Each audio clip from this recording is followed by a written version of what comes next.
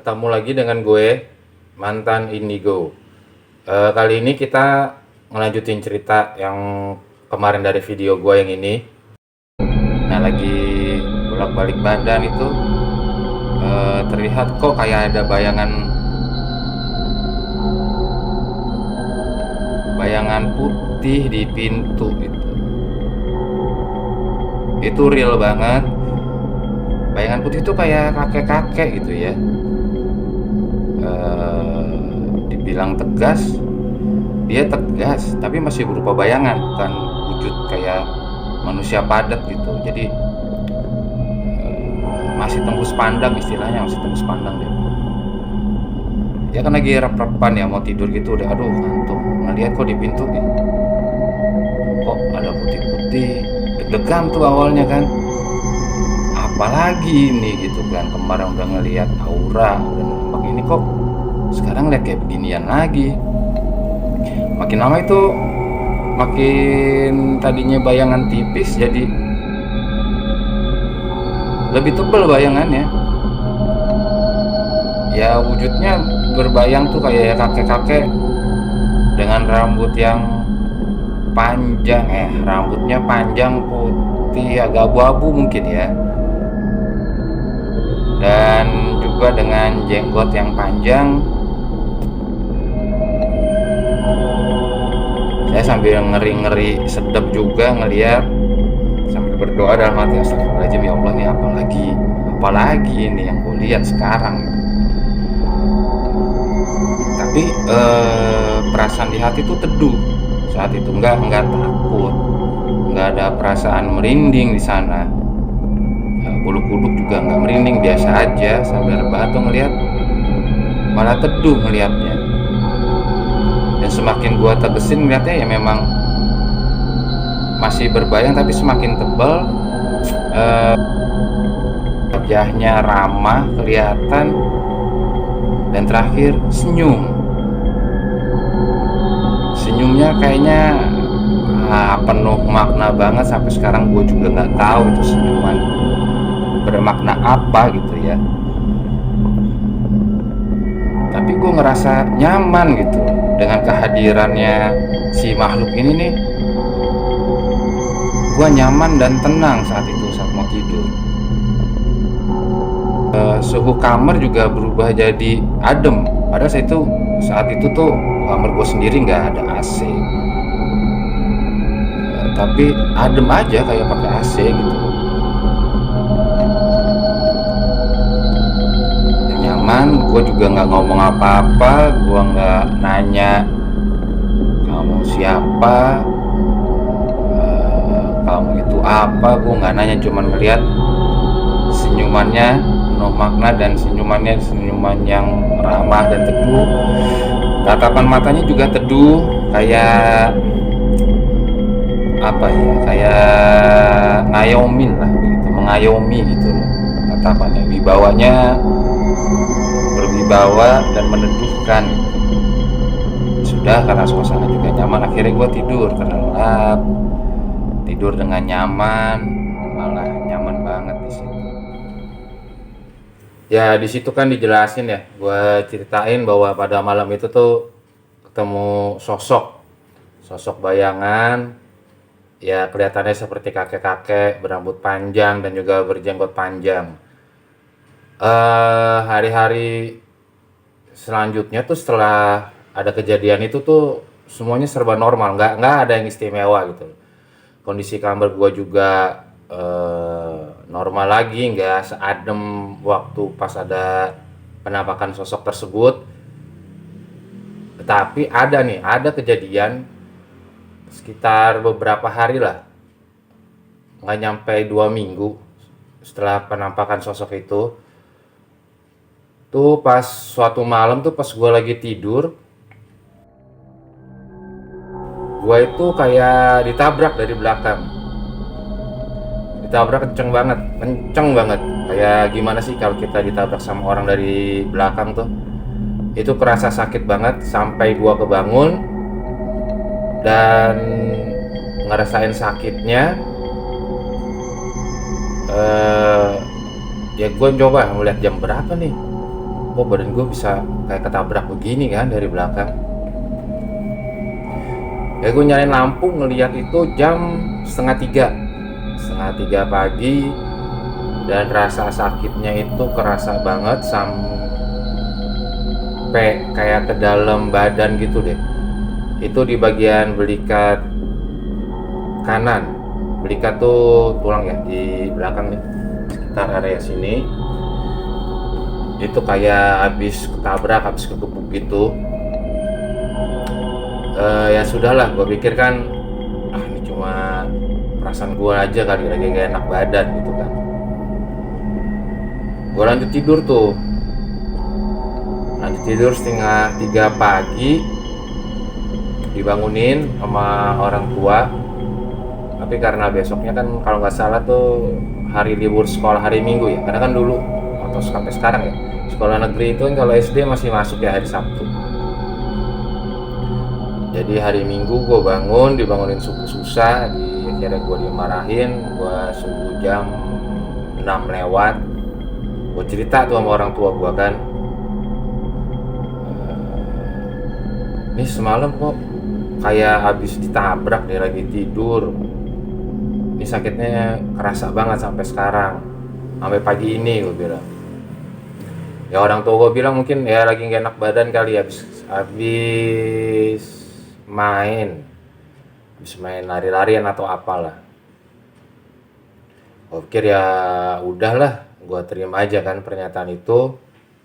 Berjalan sampai siangnya. Nah itu pas mendekati zuhur tuh, mata mulai ngeliat sekelebatan gitu di sekitar rumah tuh.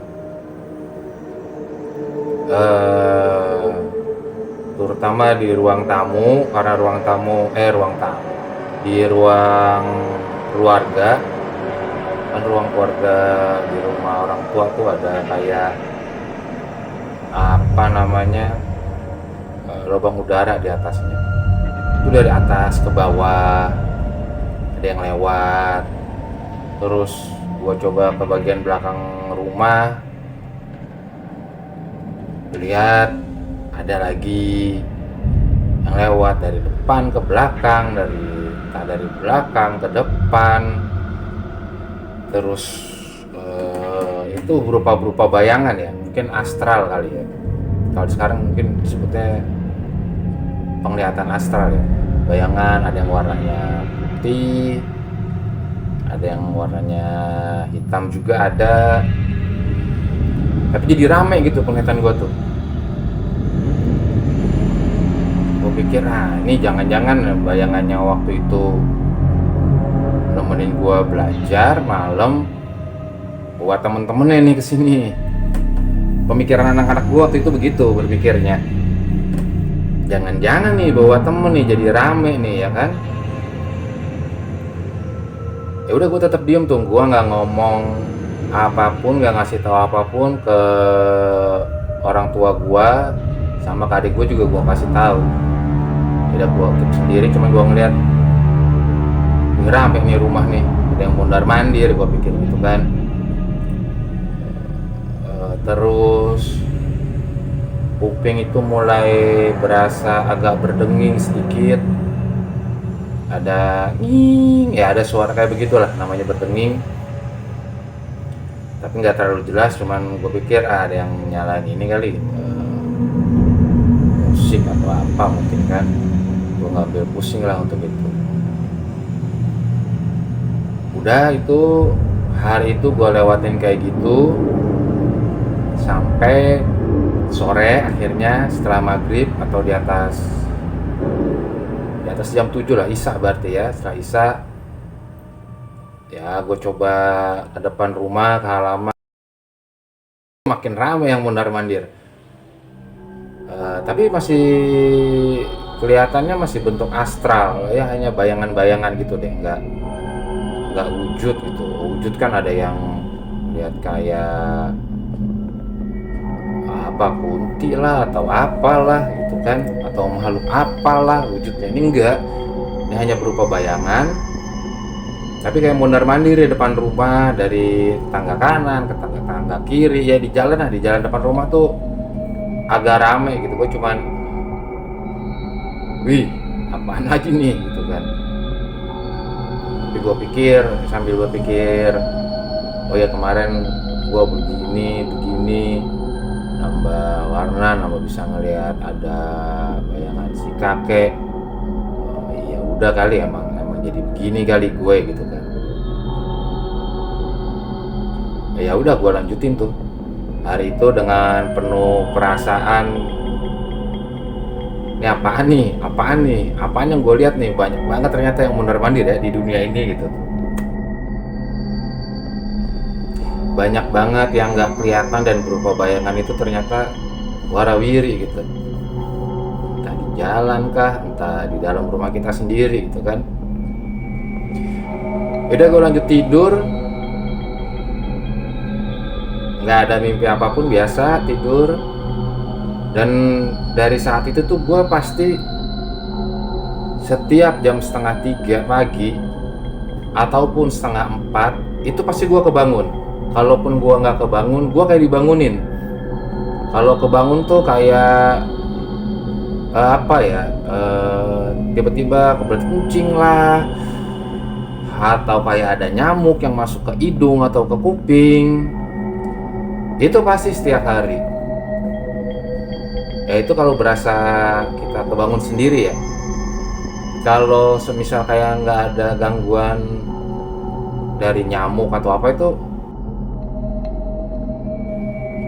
kaki kayak ada ngelus-ngelus bagian betis ya. Betis tuh kayak dilus-elus, kayak kalau orang tua kita tuh bangun kita tidur deh secara halus ya.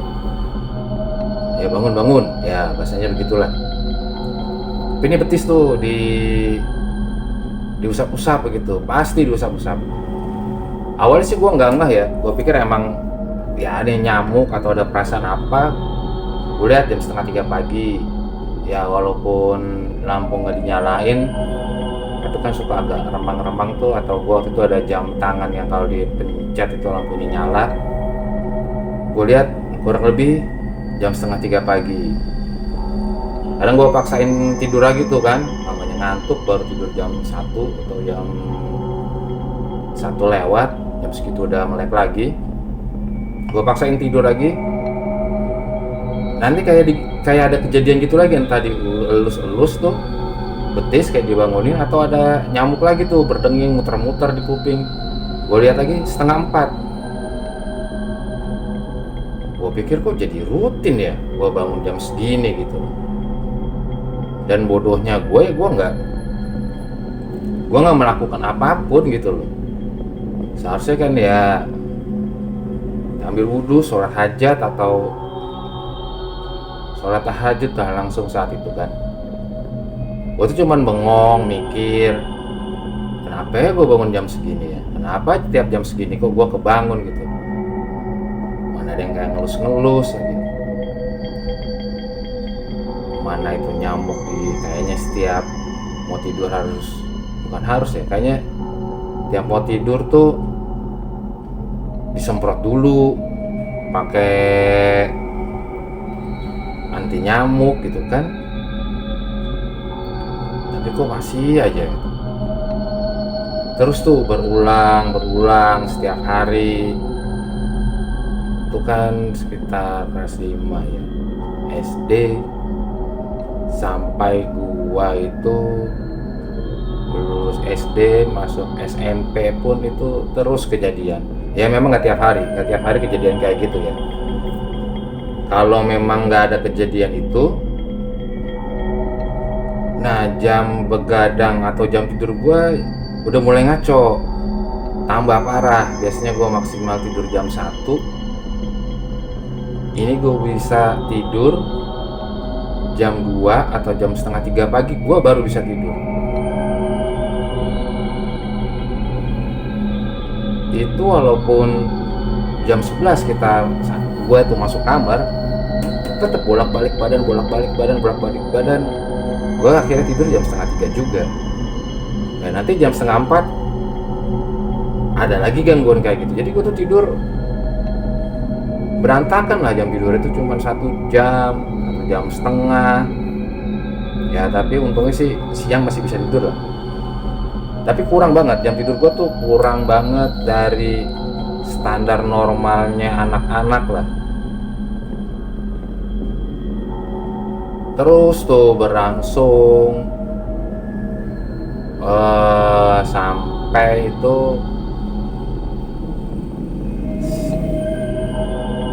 kejadian itu terus berlangsung ya sampai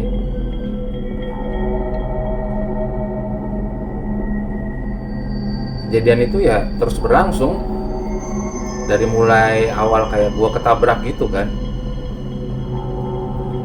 ya sampai akhirnya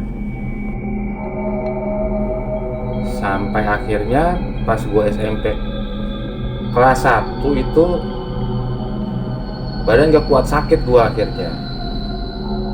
Gua kena sakit kuning ya, tapi untuk apa namanya level kalau dibilang tuh yang termasuk parah gitu, sakit kuning menuju sakit liver. Udah bolak-balik sering gua ke rumah sakit, dokter juga nanya, gimana jam tidurnya, ya gue bilang saya punya susah tidur gitu. Gua nggak tahu istilah insomnia dulu kan, cuma bilang gua nggak bisa tidur walaupun gua udah berusaha tidur dari jam 11. Bolak-balik ke rumah sakit dan akhirnya ya periksa, terakhirnya gue harus diopname, yaitu puncaknya dari kelelahan badan kali ya, dari mulai saat setelah ditabrak berasa sakit di bagian belikat sebelah kanan itu, terus sakitnya itu nggak pernah hilang, cuman agak berkurangnya cuma jadi rasa pegel aja, kuping berdenging, melihat yang mondar-mandir berupa astral. Mungkin gue nggak kuat kali ya menghadapi itu ya, akhirnya gue diopname. Dokter tuh bilang ya gue harus diopname awalnya selama 14 hari. Itu di rumah sakit ya daerah Bulungan deh. Gue masuk ke situ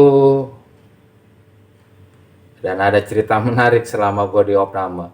Gue akhirnya nggak diopname 14 hari tapi selama 21 hari karena gue sakit hepatitis C dengan kondisi sakit yang dibilang stadium gawat. Ada cerita apa saat gue diopname? Ikuti terus kisah mantan indigo.